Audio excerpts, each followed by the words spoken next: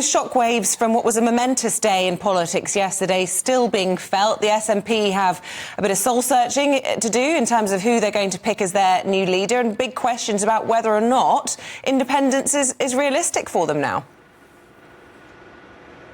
Yeah, momentous day yesterday. We've got used to leaders changing left, right and centre in British politics over the last couple of years. We've certainly gone through enough prime ministers, but Nicola Sturgeon's been there through most of it. In fact, she's seen 5 different Westminster prime ministers. She seemed like she was a constant political force, certainly a titan, as you say, of Scottish politics. The longest-serving First Minister this country's ever seen, having held the position for 8 years. Yesterday certainly did come as a shock, even if people were suggesting that her time was drawing to a close. They didn't quite think it was going to come as quickly as yesterday morning. But as always with these things, attention turns to what next, and there will be big questions about who takes over this party. Because frankly, she had been such a dominant force in Scottish politics. When you ask people here who they would like to take over, people struggle frankly for names. Now, Angus Robertson, who was the SNP leader at Westminster, you may remember him when he had clashes with Theresa May during the Brexit negotiations.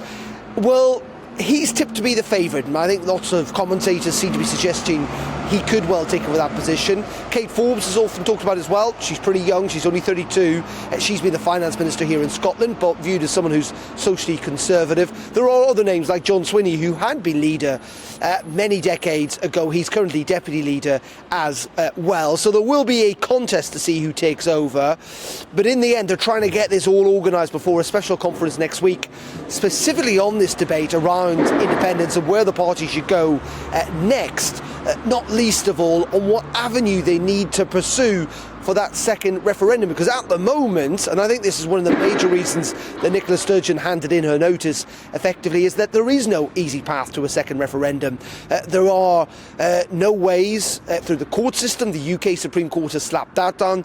Politically, the UK Parliament is not willing to grant one, and the SNP really are in a bind over this now. And you're right, that really may well change the political setting here. Nicola Sturgeon's resignation may be a massive boost for the Labour Party that could have a big impact on the UK general election. This resignation will not just be felt here in Scotland, and indeed whoever takes over, but it'll have big consequences for everyone across the whole of the United Kingdom. Darren, I just wanted your take really on, I suppose, the narrative yesterday as she stood at the podium and talked about how she instinctively knew it was time to go. Yet 3 weeks before, as Jacinda Ardern did the same thing, she said she had plenty of gas in the tank. Quite aside from the politics of it all, do we need to ask questions about what we expect from modern politicians and the intensity that they experience? And do you think that this will raise that debate quite seriously? Yeah, I think largely there was a whole load of factors, I think, in yesterday's decisions. The independence argument I talked about. I think there is an aspect where she effectively was fed up of the job. She felt that she'd done what she could with it. Do I think that Isla Bryson and the whole argument around gender probably expedited that process?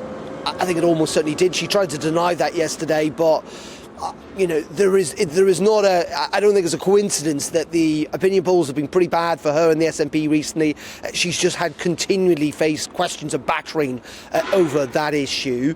But yes, there are wider questions, of course, about politics these days and how much it burns people out. People talk about being burnt out in all types of different jobs. Well, my word, there's no jobs that I think are more pressurised or more intense than leading a country. Nicola Sturgeon touched upon that yesterday, particularly talking about having to lead Scotland during the pandemic, the coronavirus pandemic, a couple of years ago. And with the intense media scrutiny, the politicians in the past simply did not face. Winston Churchill, some of the great leaders, Disraeli, did not face the intensity of the media scrutiny and the sheer quantity of decision-making processes that politicians need to go through now. And yeah, there are, I think, big questions about the fact that many politicians really struggle with that, particularly when they've led a country for a prolonged period of time. It's tough out there. Darren McCaffrey in Edinburgh for us this morning. Thank you very much.